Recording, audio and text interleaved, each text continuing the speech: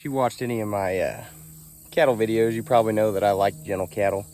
And one of the things I always try to stress is these are not pets. You don't want your bulls and your cows necessarily, at least your bulls, to be super gentle. And that there's a lot of exceptions to that rule. But the main thing is you just want to be aware and you don't want them to hurt you.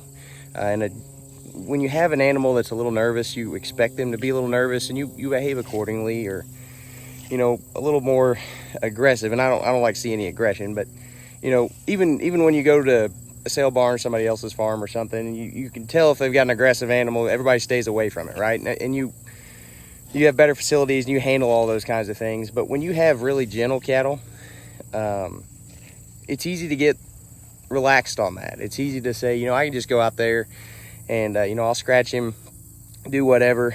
And you got to remember that those animals, big bulls, weigh over a ton. Our bulls, most of them won't quite reach that.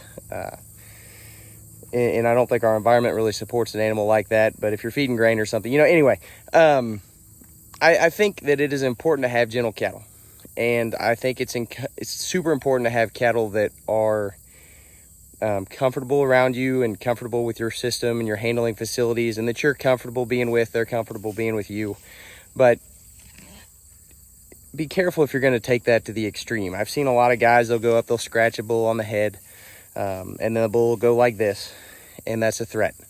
One day you're going to go out there, especially if you're feeding feed, you're hand feeding, buckets, shovels, whatever it is, and you go walking through that lot, that big old bull that you've been teaching to play with you and play challenge you, he's going to come up there, and one of these days there's a good chance he's just going to whack you.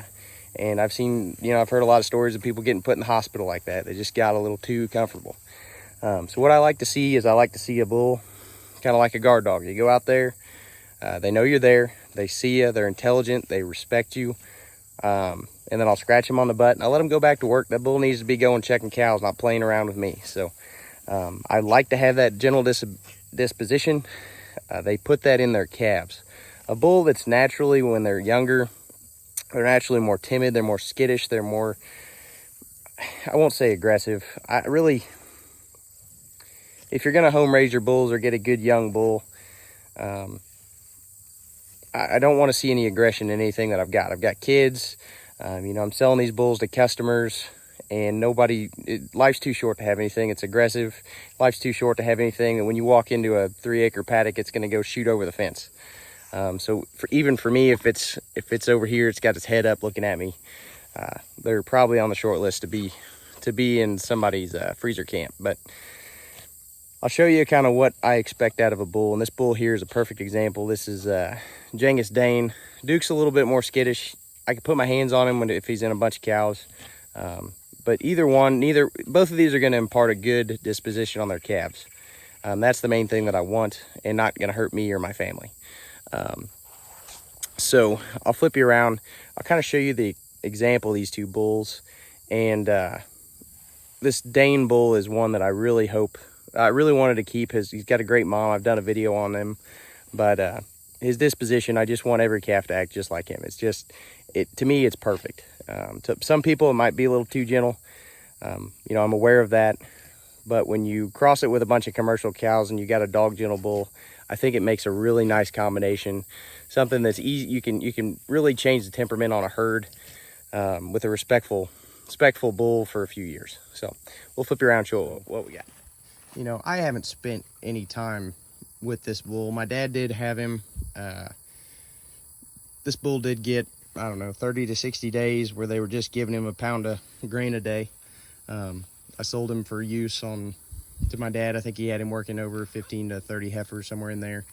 And the guy that where they wintered at, he just likes to give him a little grain, so that will help gentle them down. It certainly, if you're don't care about the grass-fed thing, you just want to have good quality cattle and you don't mind feeding a little grain, that can make a big change in their disposition, really gentle them down.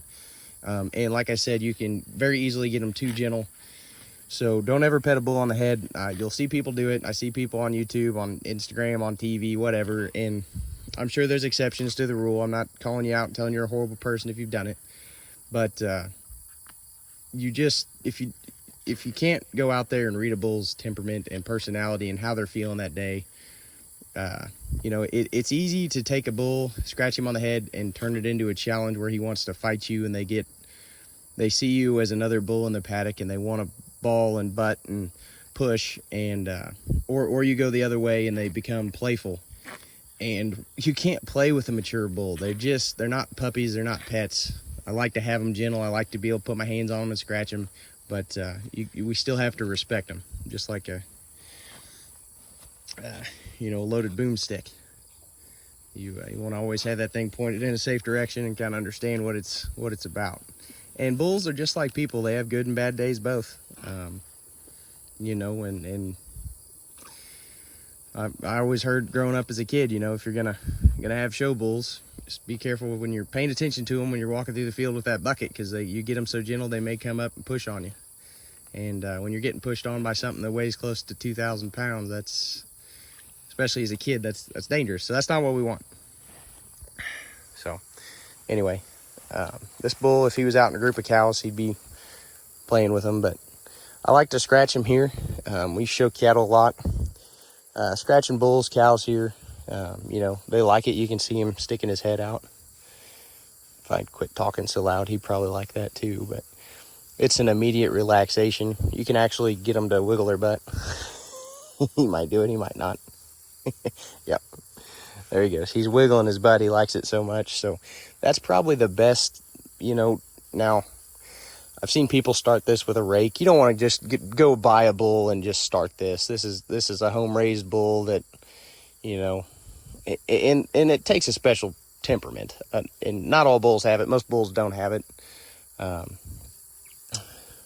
But then you get a curry comb, one of those round combs at your local farm shop, and you scratch them underneath the tail here. Man, that just drives them crazy. And they don't ever see you as a threat, really, when you're doing that. I mean, as long as they know you're here and you're aware that you don't surprise them, they don't kick you. That's the best place. Just scratch them right there on the tail head. You know, if you want to make them a pet, scratch them underneath the tail there, whatever it is. I don't know. People are funny, but that's the safest place to pet an animal. A lot of times where I would start would be right up here, and a bull or animal will kick out here, so you want to be aware of that. So like if you're feeding them in a trough, or you know, you're feeding cubes or put down some mineral or something, this is a good place. You can start with a rake or something, just get them used to you. You can see how much he likes that. But you're never playing with their head, and their head's really where they determine threats and playing and those kinds of things. You know, like I said, you get kicked back here, but as long as they know you're here and they have a good disposition, it's not very likely to happen. I remember one time when I was a kid, my sister was showing a big old bull. He's probably weighing 1,600 pounds or better, and she was, I don't know, 6 maybe, and she was pulling too close to her, and so that pulled the lead down, and he put his foot right on top of her boot, but he felt that, and he never stepped on him. So I want an animal to be intelligent. I want him to be gentle. You know, a dumb animal would just step on that foot and break it, but this bull's got natural intelligence. When he's out in the field, he's working the cows. I don't want him to be a deadhead, but the other good spot, especially if you have a curry comb or something like that right here, you can see that movement there. Whenever you feel them and kind of see them move, they really like that. And he puts his head down. Sometimes you get their tongues will go out. They'll start licking their nose, licking their chops. You know, so these are both places where I like to, if I'm going to scratch a bull, and I don't spend a lot of time out here doing this. This is probably, I don't know, it's probably the 5th time I've ever had, it's probably the 5th time I've had hands on this bull. And I know the guy likes to spend a lot of time with him. I talked about hand feeding him, but he's, I doubt that he ever really put hands on him either, but just a naturally awesome disposition in that bull. And he's not threatening. He's very respectful. You know, if I want that bull to move, if you get animals too gentle, this is why I don't like all my cows real gentle. I like to have 2 or 3 I go out and do this with, just because it soothes my soul. But you want to get them to move, you almost have to come up here and twist that tail a little bit. You twist it too hard, of course. You see people do that in shoots and stuff, you can break it. So we're not you know, if you haven't had any experience with that, you really have to get after it to break it, but you can do it. But just a gentle twist there, and he's going to move on. That's kind of, you know, you get a cow in a chute like that or something, sometimes you got to do that just to twist them a little just to get them going. We don't like to use hot shots here. Seems like every time I've seen a hot shot on this far, working with my dad and grandpa, I was usually somewhere in the way and ended up getting goosed myself. Like, Grandpa, stop hitting me. I'm pushing as hard as I can. So you can see this bull here, he's a lot more aware. Now, he's not running away from me. You know, I'm 5-6 yards away. He's respectful. And I would say either of these bulls are fine. They're going to have good dispositions.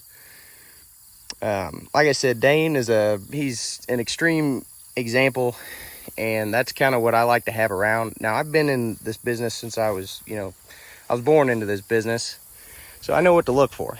If you come to me and you're a new producer and you say, you know, I want a gentle bull, you walk up and scratch that bull on the head, I'm probably going to tell you I don't want to sell him to you.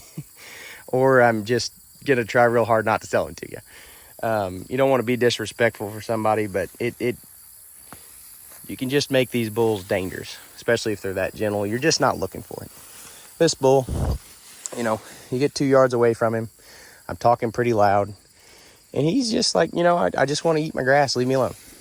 And then he would, if you were in a bunch of cows, he'd go off, check cows, whatever. I like that. I like that disposition. For a commercial producer, I'm not sure you could have a better disposition than that. Just a bull that just doesn't care, very respectful, doesn't care one way or the other about being too gentle or too aggressive, too flighty. Just cares about cows. And like I said, that bull, if I wanted to work with him, you know, if I hand fed him like the other bull, he'd gentle right on down. So not a big deal. Just not quite that same natural, extreme docility that you see in the other one, or gentleness.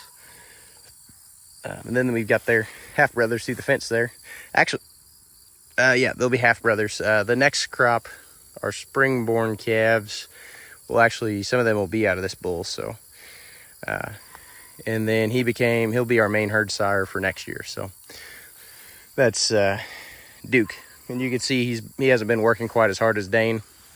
He was just playing cleanup, so that's why he's in better condition than Duke. But we're just turning him into a fresh pasture. So I'm gonna go back there and get Dane rounded up, push him over in here. He's like, hey, how'd you get over there? But a lot of this docility and working with livestock, and how a lot of it goes to how you handle your bulls. Are you always running them on four-wheelers? Are you always running them on horses? Do they see you on foot any other time than when you're trying to, sort off their babies or run them through a chute? So, you know, it doesn't hurt to spend a few extra minutes, whether you're rotating or not. I love the rotational grazing for gentling cattle, getting them used to you, kind of doing the leader, follower, shepherd type of thing. But if your cattle aren't used to that, you know, a lot of people in my area, they're used to the feed truck, and they know that feed truck. But get out there and let them see you. You know, that it's important to have something that your stock will respond to if they get out or something like that. You want them to come back to you when you call them. But you know, also, like I said, when you're working them, as far as disposition goes, let them see you on foot if they're not real flighty. If they're real flighty, you do what you can not to mess with them too much so they don't go through the fences. But a good set of commercial cows, you ought to be able to go out there and, even the heifers that I custom graze, I try to spend a few minutes a week at least just sitting there. I check on them every day, but just spend a few extra minutes there a week. Just let them come up, sniff you, see who you are, know what you're doing. In a rotational grazing system, they get to see you there, but it's when you're working and thinking about other things, you're not just sitting there and being with the cattle. And that can go a long ways to gentling down a set of cows. And then you throw in, one or two real gentle cows, or just a good old bull like this that just doesn't care. And, that's going to help a lot. But the other thing I'll say is that one skittish animal can ruin a bunch. I've seen a few times where we've got in a new bull with my dad and grandpa's cows, and just for some reason, the genetics didn't line up right on a calf or two out of a bunch, and those 2 calves just had everything terrorized. You sell those calves off after you wean them, and everything else just gets just like this bull right here, just perfect where you want them to be. So, you know, sell the bad apples, do your culling, and get to where you want to be. That makes a big difference. And then you can really change that faster by getting in a good set of bulls. Gentle Genetics. So hope you guys enjoy this video. Like, subscribe, follow for more. We appreciate you.